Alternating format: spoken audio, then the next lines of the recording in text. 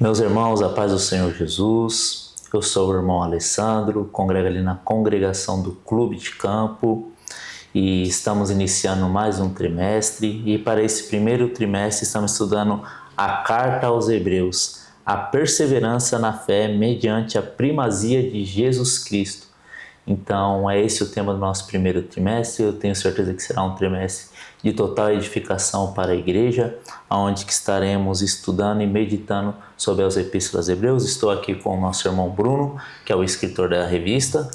Amém. Paz do Senhor, irmão Alessandro, queridos irmãos de todas as congregações, a paz do Senhor Jesus. Um prazer estar mais uma vez na videoaula, gravando um subsídio para os professores. Pela misericórdia do Senhor, fui o comentarista dessa revista que estamos para iniciar esse trimestre, comentando a carta aos Hebreus. Eu me lembro, irmão Alessandro, quando o convite veio, principalmente por intermédio da irmã Deise, depois pelos demais irmãos ali no Caped, eu fiquei muito feliz, sempre gostei muito do texto de Hebreus. Eu me lembro, bem novo convertido, ainda antes de batizar, evangelizando o Testemunho de Jeová, abrindo ali no capítulo 1 de Hebreus. Eu me lembro assim, chegando de vigília e lendo Hebreus inteiro e estudando, depois de 2, 3 horas da manhã. E isso sempre me marcou bastante, assim, sabe? As revistas de escola dominical, na época que havia estudado também, então foi muito marcante, mas é diferente quando a gente precisa escrever, Então aí eu senti o desafio e as dificuldades, E aí nesse processo eu senti como eu sou também limitado e dependente do Senhor.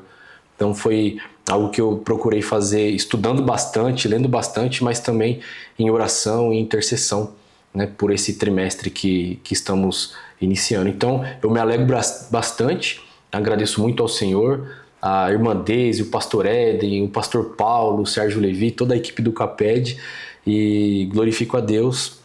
Minha expectativa é que, conforme a gente for estudando essa revista, a gente vai se entregando cada vez mais ao Senhor, vai adorando ao Senhor Jesus, vai entendendo o correto conhecimento a respeito de Cristo. Essa é a grande tônica da carta, E isso é bastante interessante porque não é só um envolvimento com a leitura que o irmão teve com a Epístola aos Hebreus, mas é um envolvimento devocional e diário e prático também. Foi, exatamente. Porque tudo aquilo que o irmão leu, ele cuidou de praticar e também evangelizar. Eu acho isso bastante interessante e cada aula vai ser muito rica, cada aula será de grande edificação e trazer conhecimento para nós.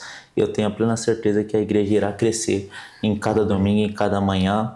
E quando nós olhamos para a Epístola aos Hebreus, ela é mesmo cativante, Diferencia de todas as outras, porque a Epístola aos Hebreus, ela vai tratar sobre a cristologia no sentido do sumo sacerdócio. Eu acho que isso é o que me chama mais atenção quando eu leio aos Hebreus, Sobre o sumo sacerdócio de Cristo. É um tema que aparece no Antigo Testamento. Ali nós encontramos sobre o sacerdote Melquisedeque, nós encontramos ali nos Salmos, e você vê que o autor aos Hebreus ele vai fazer esse link, esse paralelo que ele faz com o Antigo Testamento, porque existe várias citações, inclusive do livro de Josué, do livro de Salmo, no Pentateuco, tem bastante citação no Pentateuco, mas com ênfase em Levítico, Então, isso que é rico, Jesus como sumo sacerdote, que nos abriu um novo caminho, que está nos acessa ao Pai, mas não um sacerdote qualquer, mas sacerdote segundo a ordem de Melquisedeque, Então, é a epístola que vai falar sobre isso, vai trazer essa cristologia, vai fazer esse resgate. Então, isso para mim é cativante. Sempre quando eu leio os Hebreus, o tema que mais me chama a atenção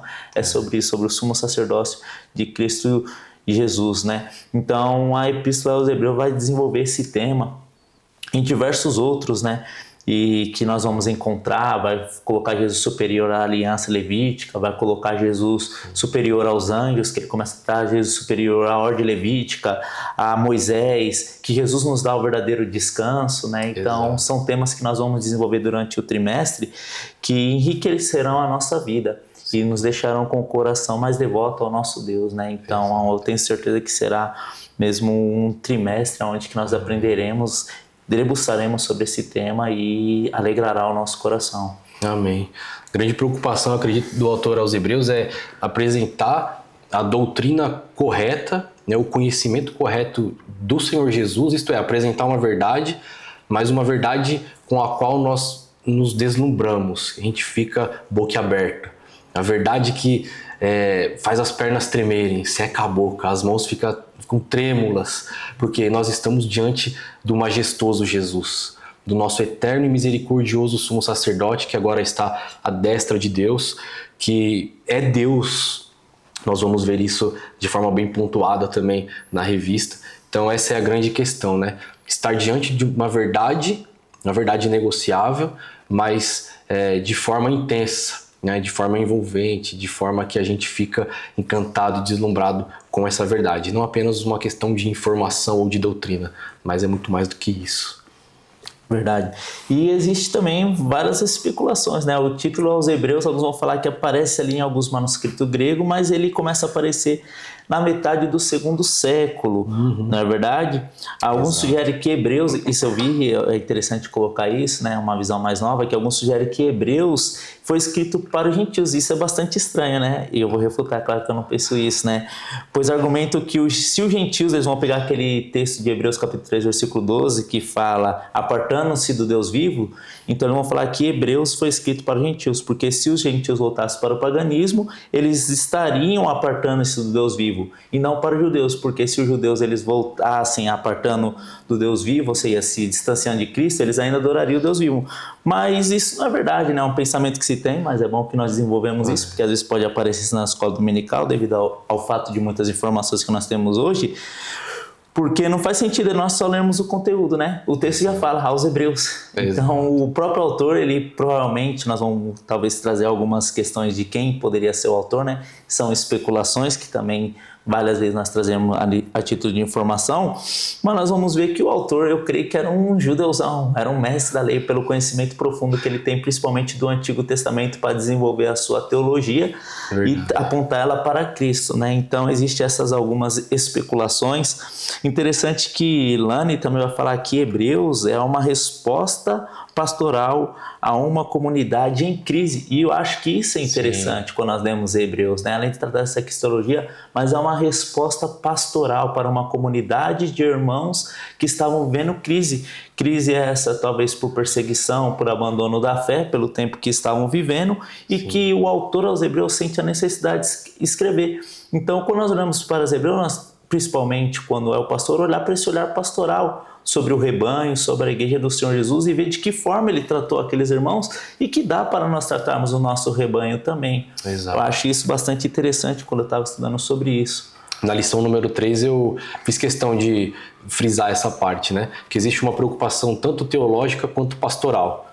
Então, na lição 3 a gente vai tentar se aprofundar um pouco nessa questão. Acho que para iniciar, o texto-chave, né, que Hebreus 4,14, que fala que temos um grande sumo sacerdote, né, e para reter firmemente a confissão da nossa fé, eu acho que isso revela o propósito inicial da carta. De repente, os professores quiserem já ambientar a sala ali logo de início e colocar o propósito inicial, é o quê? O propósito central, aliás, é uma exortação aos destinatários daquela carta, e o tema central, igual o irmão Alessandro colocou, é Jesus. Né? Jesus é o sumo sacerdócio de Jesus Cristo. Então, nós vamos passar 3 meses diante de uma cristologia, vamos dizer assim, né? Embora com vários outros temas ali ao redor da cristologia, mas como o tema central, o argumento central para a exortação do autor de Hebreus é um argumento cristológico. Né? Isso a gente tem esses dois assuntos, né, em Hebreus 4,14. A respeito da autoria, nós devemos colocar o seguinte também diante dos alunos. A gente não sabe hoje em dia quem foi o autor, né, com certeza. Embora cada um tenha uma preferência, né, gosta de uma sugestão, mas os destinatários da carta, isto é, aqueles que receberam a carta para lê-la naquela época, eles sabiam quem escreveu. Sim. Isso se perdeu ao longo do início, né? Não vou nem falar dos 2000 anos, mas ao longo do início ali da igreja primitiva, a questão da autoria havia se perdido, né? Ela foi omitida, de repente até propositalmente, a gente vai tentar entender isso daqui já, pela preservação ali dos destinatários, até mesmo do próprio autor, mas quem recebeu a carta em mãos na época sabia de quem recebeu, né? Independente se foi Paulo, Barnabé, Estevão, Silas, e há tantas sugestões assim, né? Sobre a questão da não autoria de Paulo, eu acho interessante os professores considerarem Hebreus 2:3, diz assim, ao qual tendo sido a qual, né, a mensagem do evangelho que foi anunciada inicialmente pelo Senhor, foi-nos depois confirmada pelos que a ouviram. Então a maioria dos estudiosos dizem jamais essa frase estaria nos lábios de Paulo, né, na pena ali Paulo escrevendo, porque Paulo ele fala o quê? Que ele em Gálatas 1, 11 e 12, que não recebeu o evangelho dos homens, não aprendeu o evangelho dos homens, né? E Romanos 16, 25 e Romanos 2, 16 ele chama meu evangelho.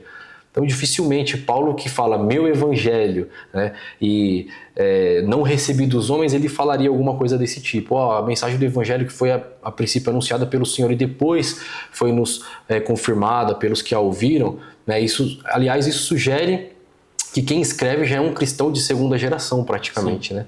Então a autoria de Paulo ela começou, embora foi muito aceita ali depois do segundo, terceiro século, ultimamente quanto mais se estuda, mais acaba tendo uma rejeição aí os principais estudiosos, né, em relação a Paulo. Eu coloquei também, por exemplo, Paulo, quando ele fala de Antigo e Novo Testamento, Antigo e Novo Pacto, ele sempre faz questão de incluir os gentios no Novo Pacto. E Hebreus não menciona isso em tempo nenhum. Então, se você pegar da primeira à última palavra da carta aos Hebreus, toda a relação que o autor de Hebreus faz entre Antigo e Novo Testamento, ele não dá ênfase na questão da inclusão dos gentios no Novo Pacto, né? Então, dá-se a impressão que, puxa, o tema favorito de Paulo, né, o apóstolo dos gentios, não vai falar isso daqui, seria muito difícil também, né? E, além disso, os que manjam bastante de grego, né, dizem que o estilo é muito diferente, as expressões, a linguagem, a estrutura do texto e a maneira de citar o Antigo Testamento, né? Paulo, por exemplo, raramente ele vai e volta no mesmo assunto. Já o autor de Hebreus, ele vai e volta diversas vezes no mesmo assunto. Então é um texto ali de seções intercaladas. As referências que Paulo faz a Jesus, geralmente é Senhor Jesus, Jesus Cristo ou Cristo Jesus. Isso acontece pouquíssimas vezes na carta aos Hebreus, né? O autor de Hebreus, geralmente, ele se refere a Jesus simplesmente como Jesus e prossegue ali com os argumentos. Enfim, o Champlin diz, né, que a impressão digital de Paulo dificilmente estaria na carta aos Hebreus, mas a gente tem que admitir também que Paulo pode ter tido uma grande influência, né? Se Paulo escreveu ou não, se Paulo não escreveu Hebreus, aquele que escreveu Hebreus, seja Apolo, seja Estevão, seja Barnabé, seja quem for, muito provavelmente recebeu influência de Paulo, dos escritos paulinos e de repente até de uma convivência com o apóstolo Paulo. Eu faço questão de colocar aqui a questão de, por mais que a gente não saiba quem é o autor, a autoria do texto bíblico, enquanto palavra de Deus, ela permanece. Sim. Porque todos os autores do Novo Testamento estão baseados na mesma pessoa, que é Jesus Cristo, e baseados na mesma tradição, na tradição apostólica, né? Então, algumas semelhanças que existem, inclusive, entre a carta aos Hebreus e os escritos paulinos, é uma semelhança que aponta para essa mesma consciência coletiva da igreja primitiva ali, baseado na mesma pessoa e baseado, inclusive, na mesma tradição. Enfim, temos acho que vários nomes aí, eu coloquei alguns, né? Lucas, por exemplo, deveria conhecer muito bem o grego, era médico, mas alguns dizem, puxa, mas será que Lucas ia conhecer tantos elementos assim do culto levítico, né? do Antigo Testamento? Por ser grego, talvez não tenha esse conhecimento. Exato, porque ele era grego. Alguns sugerem que, né, eu coloquei Apolo, mas também tem Barnabé, né, Tertuliano, que vai falar que é Barnabé, se eu não me engano, do segundo para o terceiro século, porque Barnabé era levita natural de Chipre. Então ali ele viajou com Paulo na primeira viagem, se eu não me engano, acho que foi só na primeira viagem missionária de Paulo, ele viajou com ele. Então com certeza deve ter recebido alguma influência também, mas enfim, existem muitas conjecturas, muitas inferências, muitas preferências, né? Talvez eu tenha o meu preferido, cada um tem o seu candidato preferido, mas na verdade é que são simplesmente conjecturas e inferências, né? Não conseguimos ter certeza, mas é muito importante a gente colocar isso diante da sala de aula. De repente um sugere algum, outro sugere outro, ou outra, né? Dizem até que pode ter sido algumas mulheres, embora seja mais difícil, mas a gente tem essa questão. Eu coloco 5 considerações para os professores exporem na sala, né, em relação ao autor, independente de não saber o nome do autor, né, quem escreveu, pertence a essa segunda geração de cristãos, está em Hebreus 2:3. O estilo literário, independente de quem escreveu, é de uma elevada erudição. Então os professores devem pensar assim, é como se fosse um escritor de hoje em dia que conhecesse muito bem a língua portuguesa e conhecesse muito de teologia, né? Seria mais ou menos o equivalente aí para a época. Em terceiro lugar, o autor muito provavelmente, até para falar que tem certeza, né, o grau de relacionamento que ele possui com os destinatários, então era um autor conhecido dos receptores da carta. Quarto lugar, é uma pessoa absolutamente focada na pessoa do Senhor Jesus Cristo, isto é, mais do que informação, ele deseja passar paixão para aqueles destinatários, né? E em último lugar, eu faço questão de colocar na revista aí, o que a gente já falou, né? A voz do autor de Hebreus não aponta para nenhuma doutrina isolada de todas as outras vozes, né, escritos do Novo Testamento. Então, pelo menos essas questões aí a gente teria em comum. Aliás, é importante falar também que muito provavelmente, ou até com certeza, quem escreveu a carta era do círculo íntimo dos apóstolos, era do círculo apostólico íntimo, porque ele faz menção a Timóteo em 13:23, né? Olha, o irmão Timóteo já está solto, se ele vier depressa, com o qual vos verei. Então, Silas, Barnabé, Timóteo, Paulo, eles faziam parte daquele círculo íntimo apostólico, né? Por isso que houve depois a decisão favorável à carta de Hebreus, a entrada no cânon neotestamentário. E o que é interessante sempre quando lida essa questão, mas quem você acha que foi o que escreveu? Eu falei, eu não sei, lá no céu nós iremos saber, né? Mas o que é importante é o conteúdo. O importante é que a palavra de Deus, isso deve ser, né? Embora as especulações, né? Eusébio vai falar as 14 cartas de Paulo, né? De Roma aos Hebreus, Eusébio de Cesareia, naquele livro História Eclesiástica, ele vai trazer sobre isso. Existem algumas bíblias que eu separei aqui que vão trazer, que é a Bíblia de edição de Barça, de 1967, baseada na Interamericana. Ela vai trazer esse autor como Paulo. A Copta Union, de 1910, publicada pela Católica, né? Eu até brinco, claro, tinha que ser pela Católica. Eles vão trazer que é do apóstolo São Paulo. E que nem o irmão Bruno colocou, era uma pessoa que provavelmente tinha um relacionamento íntimo com os apóstolos. Inclusive, alguns vão sugerir até Marcos, né? Que vai falar que é quem diga que Marcos ajudou Paulo devido a ele pertencer à tribo de Levi. Então, eles vão falar que teve essa influência entre Paulo e Marcos sobre isso, de ele pertencer à tribo de Levi, e está ligado diretamente ao sacerdócio da tribo de Levi, né? Então, eles vão argumentar sobre isso. É claro que isso não é provável. Estevão, também, aquele sermão de Estevão, a qual ele vai trazendo, eles vão falar, o sermão de Estevão é basicamente a epístola de Hebreus. Mas essa era a pregação deles, né? Vamos dizer que era a pregação expositiva. Quando se olha no Novo Testamento, eles vão sempre conduzir essa história, começar lá com os patriarcas, a história de Israel, para conduzir a Cristo. E é isso que o autor aos Hebreus está fazendo isso, só que com esse paralelo, né? Então, né, por causa que é parecido o sermão, que significa que ele foi o autor. Apolo, né? Porque eles vão falar que a cidade era Alexandria, mas e por aí vai, né? É bom nós tratarmos sobre isso. Mas se você tiver a sua opinião, você não é o dono da verdade, se depois o irmão fala, eu tenho a minha, então você vai ter a sua, o irmão vai ter a dele. Eu prefiro falar o autor desconhecido, mas porém uma epístola muito rica. E o que é interessante é que no Hebreus vai também aparecer 168 palavras que não vão aparecer nos escritos de Paulo, então é um outro argumento que se fala isso, né? E do grego rebuscado é interessante, né? Que, vamos dizer assim, no grego mais popular, que é o grego koiné, que você vai ver no Evangelho de Marcos, que é cai, no grego é e, né? Então, no Marcos você vai ver muito disso, né? Então, eu sei. Então, é um grego, vamos dizer assim, mais popular. No Hebreus, não. Tem muitas palavras em Hebreus. Agora, eu esqueci, mas eu tinha anotado em casa e eu procurei na hora que eu estava saindo. Quantas palavras que tinha em Hebreus que não aparece, que é rapaz lamegon, né? Que fala palavras que aparecem exclusivamente no Novo Testamento. E tem em Hebreus, um pouco mais de 100, que são exclusivas de Hebreu, né? E isso é bastante interessante. Então tem aquele grego mais fino, né? Uma palavra mais fina.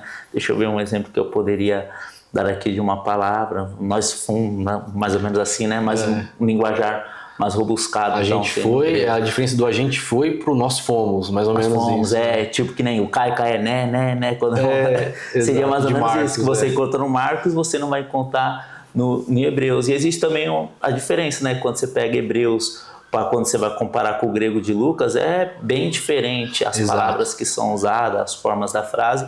Então, precisa disso a nível de introdução também, de curiosidade. Então, são hipóteses que se tem. De fato, nós não saberemos, né? Um dia saberemos quando estivermos no céu, porque a Bíblia fala, eu creio que uma das coisas que nós vamos fazer no céu é conhecimento, porque a Bíblia fala conhecer e prosseguir em conhecer, então esse conhecimento ele não acaba aqui, mas ele continua lá. É verdade. Então, são possibilidades que se possam ter, se você tem a sua, fique a sua, mas nunca queira falar, a minha eu sempre não gosto disso, e o que é mais importante é que a palavra de Deus. Interessante que o irmão também coloque sobre os destinatários, que também é algo discutido, né? Algo discutido. Tem a expressão lá em Hebreus, capítulo 3, versículo, acho que é 24, salvo engano. Eu quero estar lendo aqui, os destinatários. Aos Hebreus, capítulo 13, o versículo 24, que vai falar, os da Itália vos saúdam, né?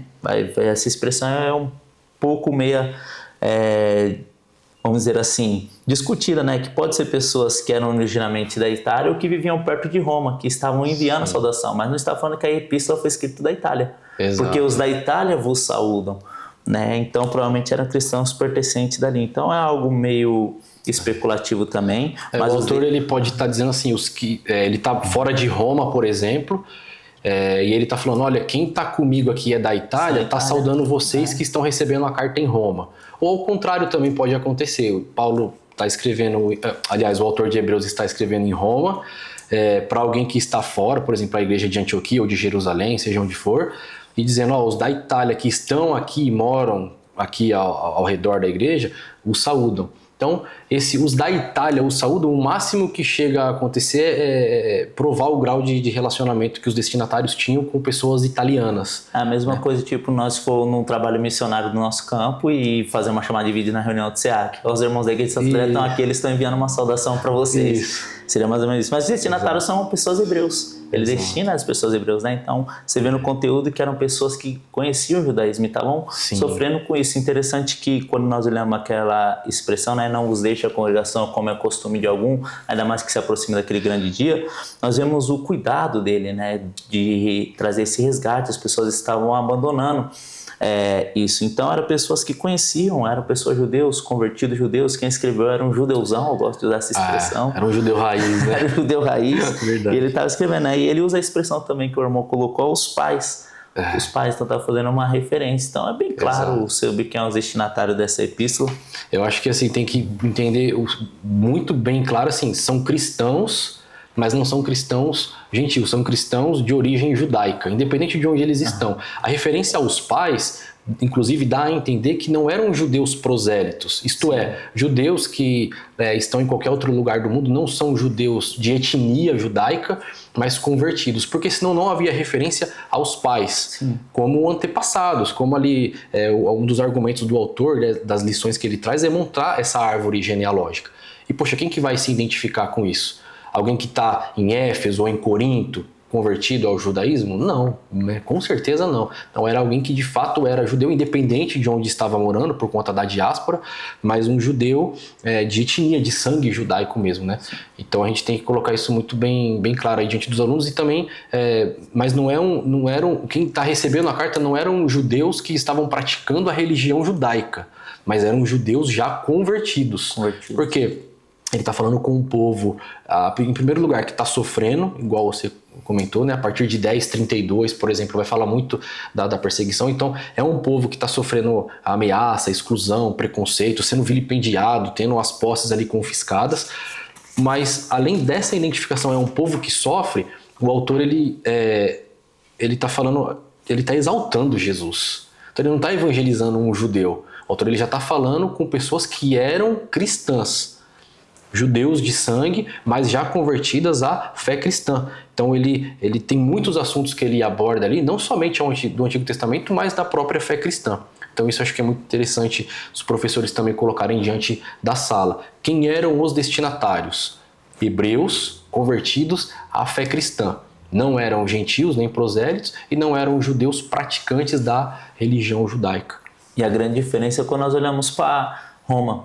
que era uma igreja formada de judeus e gentios. O que é tratado, Gálatas, o que é tratado, É e verdade. quando você coloca comparação a Hebreus, você vai ver que o tratamento e a teologia aplicada é diferente, porque ali eram igrejas, tanto de Roma como as igrejas da Galácia, eram igrejas que eram formadas pelos dois povos, os hebreus já não.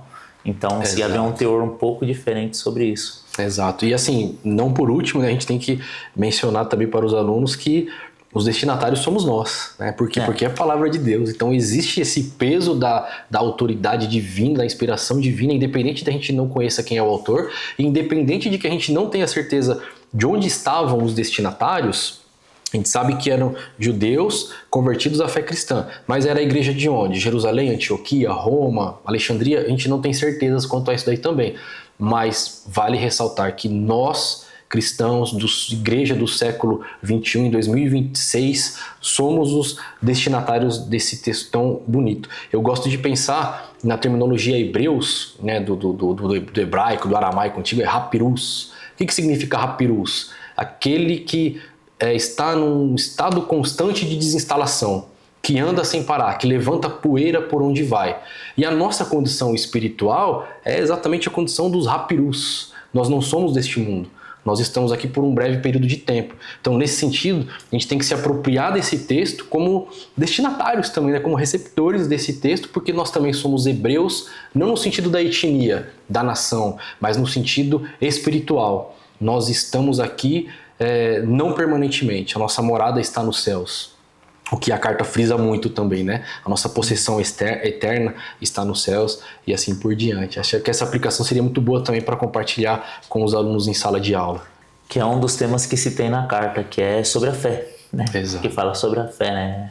E interessante que vai falar que todos eles alcançaram bom testemunho, mas não viram a competição da promessa, que era Cristo Jesus, né? Vai falar que Abraão peregrinou na fé, não almejando essa pátria, mas que estava por vir, que Moisés preferiu ser irritado e tal, para sofrer com o seu povo. E isso é bastante interessante, né? Que está tudo em Hebreus, vai nos trazer essa fé e essa perseverança, que, como o irmão falou, não é somente para aqueles leitores, pela providência de Deus chegou para nós. E essa carta é para nós que venhamos perseverar na fé. Talvez nós não sofremos algumas perseguições, algumas aflições, algo que os irmãos estão sofrendo.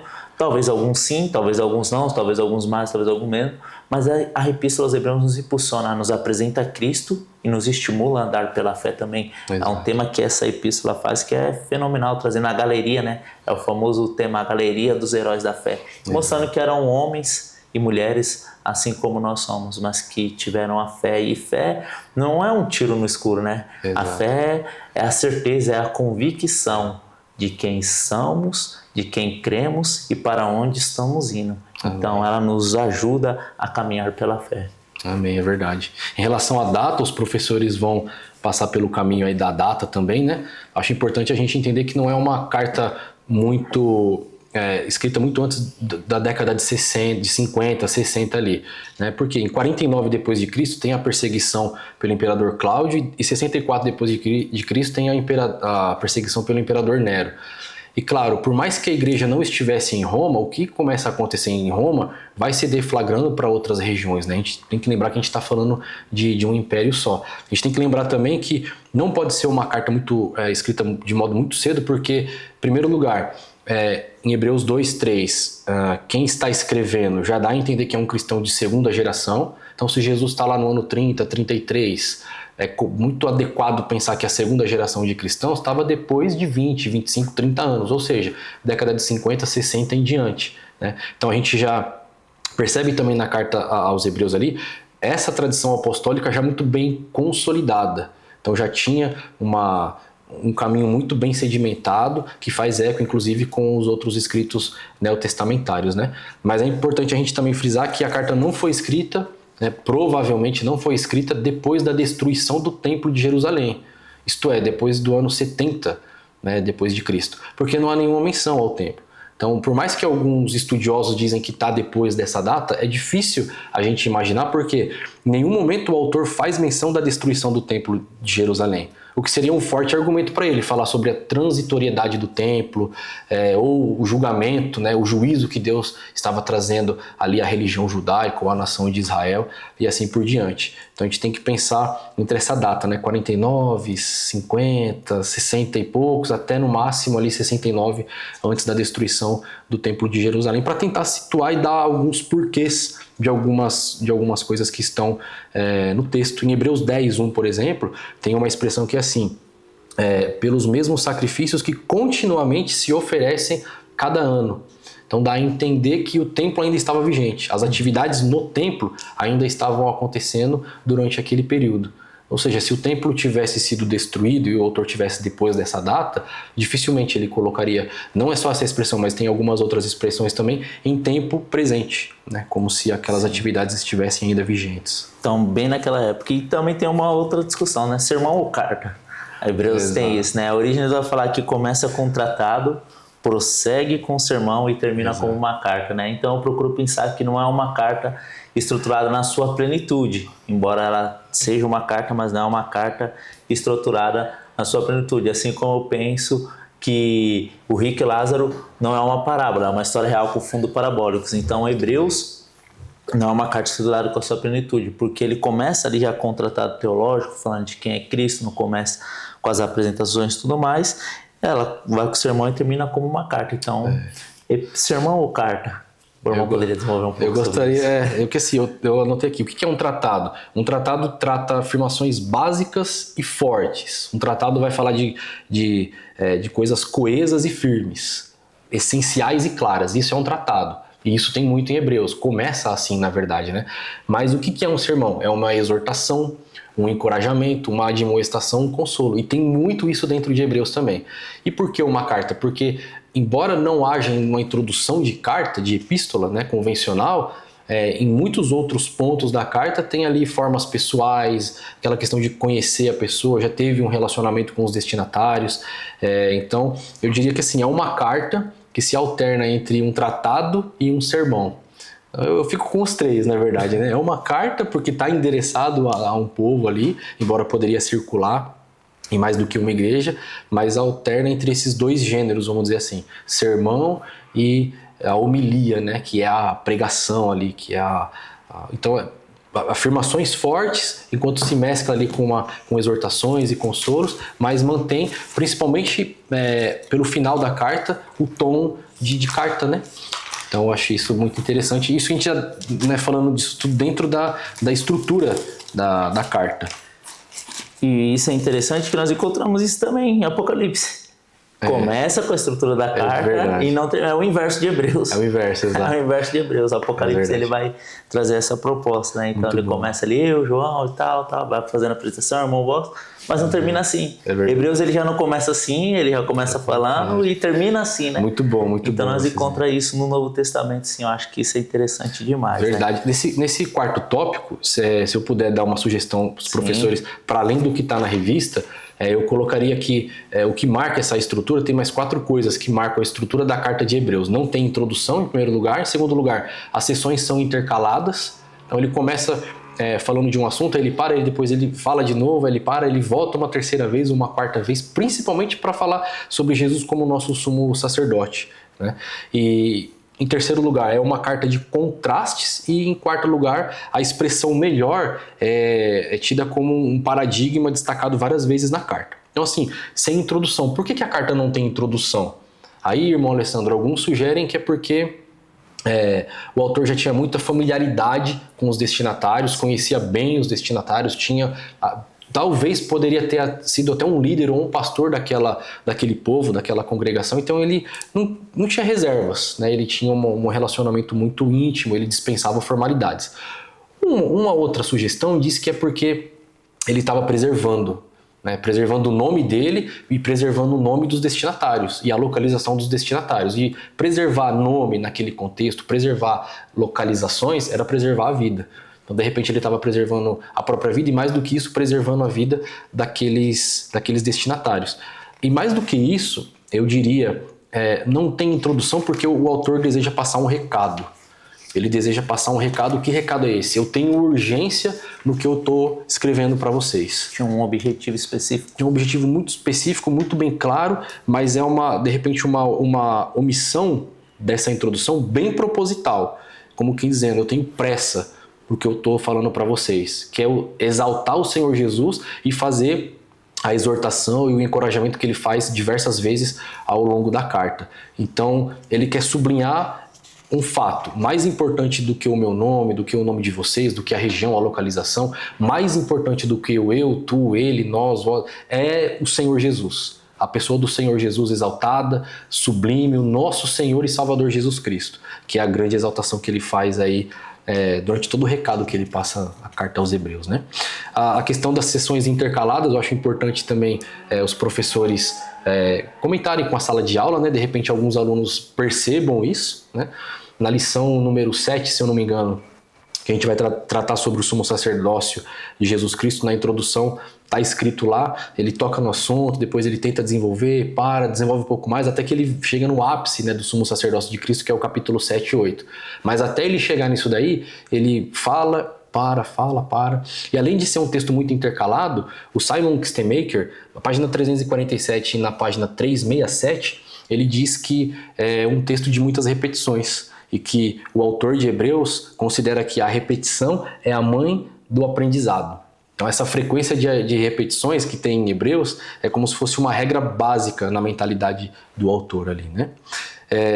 Em terceiro lugar, eu comentei que é um livro, uma carta, né, que estabelece sempre contrastes. Isso eu acho muito importante a gente já colocar desde o início diante dos nossos alunos, né? Então é o contraste entre o Antigo e o Novo Testamento, entre a lei e o Evangelho. É o contraste entre Moisés e Jesus, entre sombras e realidade, entre a Canaã terrena e a Canaã celestial, entre o descanso terreno e o descanso espiritual e eterno. É o contraste entre o abandono da fé, principalmente isso, é o contraste entre o abandono da fé e a perseverança na fé, né? Olhando para Jesus, autor e consumador da fé, conforme está em Hebreus 12, 2, e assim por diante, né? Então o autor está combinando muita erudição, mas também muita piedade. O contraste revela duas coisas. Por que tanto contraste na carta aos Hebreus? É erudição? É teologia? Mas é também muita piedade e muita paixão, sobretudo pela pessoa do Senhor Jesus Cristo, né? Em quarto lugar que eu comentei, a expressão maior ocorre, acho, diversas vezes, né? Então, eu vou citar algumas aqui. Hebreus 6:9 esperamos coisas melhores, coisas que acompanham a salvação. Hebreus 7:19 é introduzida uma melhor esperança. Hebreus 7:22 de tanto melhor conserto Jesus foi feito fiador. Hebreus 8:6 é o ministério mais excelente e mediador de um melhor conserto que está confirmado em melhores promessas. Hebreus 9:23 o sacrifício de Jesus é melhor do que estes. Hebreus 10:34, possessão melhor e permanente. Hebreus 11:16, uma pátria melhor, está no contexto da pátria celestial, né? Então o contexto da pátria que é melhor. Hebreus 11:35, melhor ressurreição. Hebreus 11:40, alguma coisa melhor a nosso respeito. Está falando no contexto de sermos aperfeiçoados em Cristo. E Hebreus 12:24, o sangue de Cristo, que é o sangue da nova aliança, fala melhor do que o sangue de Abel. Então essa expressão melhor ou excelente, mas geralmente é melhor mesmo a tradução ipsis literis ali do grego. Ela ocorre, quase uma dezena de vezes e ela serve como um ponto paradigmático, né, que vai sempre, essa expressão melhor, vai sempre revelar a superioridade da pessoa do Senhor Jesus, a superioridade da obra salvífica do Senhor Jesus e a superioridade da nossa fé, em relação à fé judaica principalmente, não à fé pagã. Era óbvio que era superior à fé pagã, mas o que aqueles ouvintes estavam sendo desafiados é entender que a fé cristã é superior à fé da religião judaica. Então essa expressão melhor sempre vai apontar nesses sentidos, assim, sabe? Isso não está desassociado de um projeto de discipulado, de um pastor discipulando as suas ovelhas. Exato. Porque o discipulado é isso, é o seguidor de Cristo, né? E as pessoas pensam o discipulado para o novo convertido. Uma coisa é classe de batismo, outra coisa é discipulado. E você vê que um pastor estava discipulando as suas ovelhas. Então o discipulado é para todos os cristãos.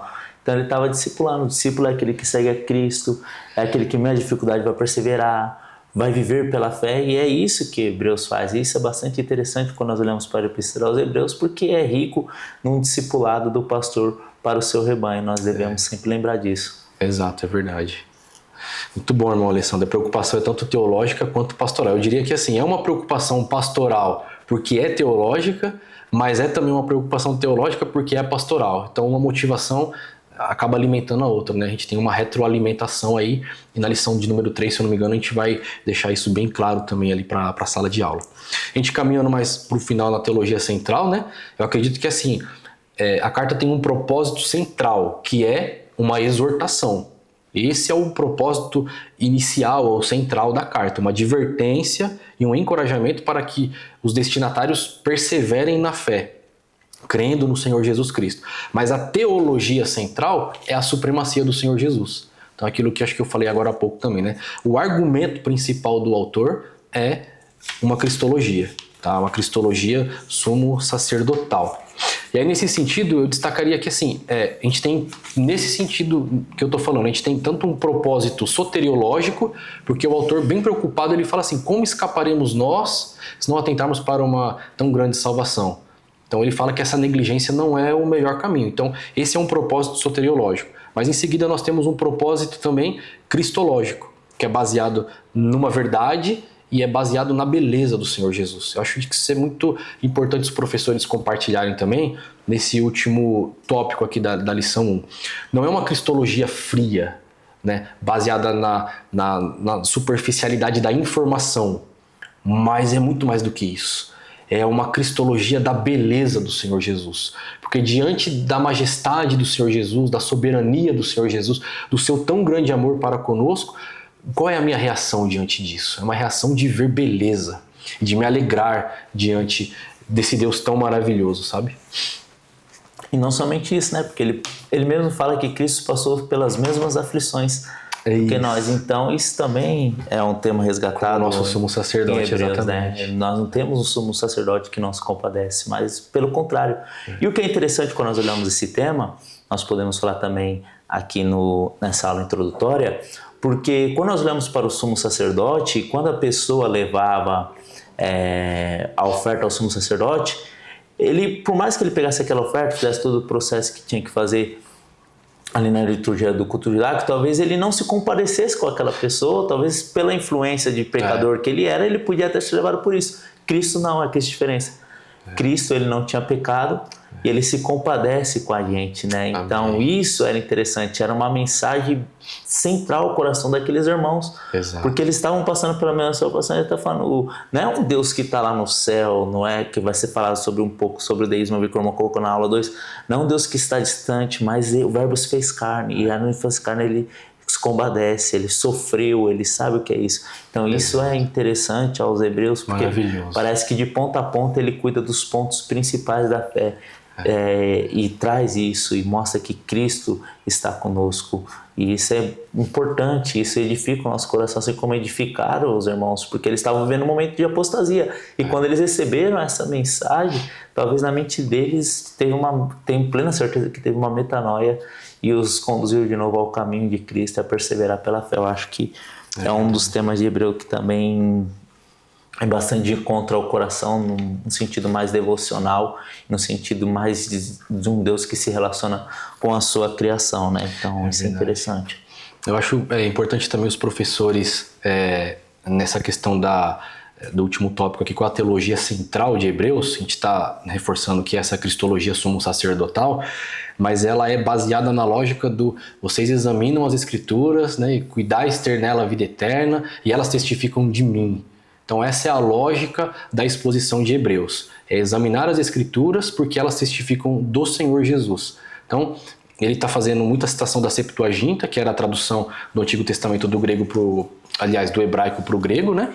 Então eu acho que assim, a gente precisa colocar isso diante dos alunos também. A base do autor é o Antigo Testamento, não é a religião judaica vigente na época, nem na época de Jesus, nem na época do autor. Então o silêncio sobre a religião judaica da época parece que já é uma denúncia em relação à corrupção da religião judaica. Mas qual é a grande base do autor de Hebreus? É o Antigo Testamento, né? Sobretudo as a maioria da citação está em Salmos, mas a maior parte das lições é tirada do Pentateuco. E tem outros trechos também, né? Profetas e assim por diante. Mas assim, o Antigo Testamento é elevado em detrimento do rebaixamento da religião judaica vigente na época dele. Isso é muito importante de colocar. E assim, ele não está interpretando Jesus a partir do Antigo Testamento. É o contrário, a gente tem essa impressão. Mas o autor de Hebreus, assim como todo cristão, ele parte da fé em Jesus Cristo. E aí ele interpreta o Antigo Testamento a partir da pessoa do Senhor Jesus. Então, é justamente o inverso. Eu acho que isso é muito importante a gente colocar. Romanos 10:4 diz que Jesus é o fim, Cristo, né? É o fim da lei, para a justiça de todo aquele que crê. O que é esse fim? É o telos, ou seja, é a finalidade. Então, tudo aquilo que está na lei, nos profetas, no Antigo Testamento, todas as promessas desagam e apontam para a pessoa do Senhor Jesus. E é por isso que a gente parte do Senhor Jesus para interpretar, inclusive, o Antigo Testamento, embora a gente saiba que o Antigo Testamento está dando testemunho de Jesus como o Messias que haveria de vir. Feito isso, nessa aula de introdução, podemos ir para as considerações finais. E nas considerações finais, eu creio que o mais importante vai ser esse relacionamento da igreja com Cristo, porque às vezes, muitas vezes, o excesso de atividade na igreja pode acabar nos deixando distante desse relacionamento pessoal com Cristo. Exato. Então, acho que no meio das aulas nós vamos ter isso, né? Que às vezes a escola bíblica dominical não é só para ir para aprender, é para ir para aprender e trazer isso para a sua vida e também se relacionar com o Deus da palavra. Então, eu acho que isso vai ser gostoso. No momento que eu estava estudando a aula, eu falei, que coisa rica é isso, né? Então, nos estimula a nos relacionarmos com Cristo, a ver que Cristo está conosco, a perseverar pela fé. Então, louvado seja Deus pela vida do irmão, uma revista excelente, um tema excelente, necessário para esse dia.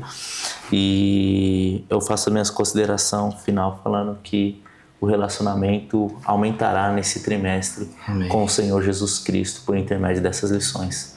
Amém, meu irmão. Esse é meu desejo, é minha oração, para que eu, em primeiro lugar, e todos nós, né, cada congregação, cada comunidade de fé, venha mergulhar de fato no relacionamento com Deus, no conhecimento correto, né? Então, a ortodoxia correta ela é indispensável para a fé cristã, mas mais do que ortodoxia, conhecimento e informações corretos e que são indispensáveis, a gente precisa da paixão e do encantamento pela beleza da pessoa do Senhor Jesus. O ministério de Cristo, a encarnação de Cristo, a ressurreição, as promessas que ele deixou. Porque a grande pergunta é como eu leio os evangelhos, como eu leio a Bíblia e eu não me encanto com o Senhor Jesus. Acho que essa era a grande indignação do autor aos Hebreus, de repente, né? E é o assimilar de verdades, de informações corretas, mas com espanto. Sabe? Eu não tenho outra maneira de viver a não ser tentando aprofundar o meu relacionamento com Deus. Então, o meu encorajamento é leia Hebreus e se veja. Né? Veja a sua família, veja a sua igreja, leia Hebreus e se veja, mas se veja diante do Rei da Glória, diante do nosso eterno e misericordioso sumo sacerdote. Se veja sempre diante dele. Acho que esse é o meu grande encorajamento e as considerações finais também para essa nossa primeira aula, meu irmão. Que Deus nos abençoe em Cristo Jesus. É grato a oportunidade de estarmos gravando mais uma vez e a nossa expectativa é que cada professor, cada professora tenha uma excelente aula em todas as congregações do Ministério de Santo André. Em nome do Senhor Jesus.